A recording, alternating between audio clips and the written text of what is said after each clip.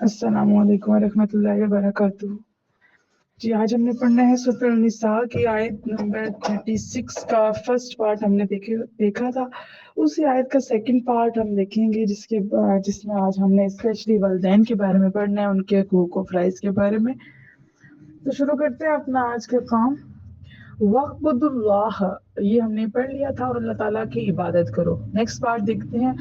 لا نہ تشرکوا، شرک ٹھہراؤ بھی اس کے ساتھ، شیئن کسی چیز کو، اور بالوالدین، والدین کے ساتھ، احساناً اچھا سلوک کرو، اور اس کے ساتھ کسی کو شریک نہ بناؤ، یعنی اللہ تعالیٰ کے ساتھ کسی کو شریک نہ بناؤ، اور والدین کے ساتھ اچھا سلوک کرو۔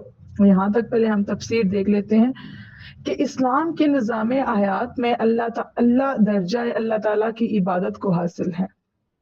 اس کے بعد اعلیٰ درجہ جو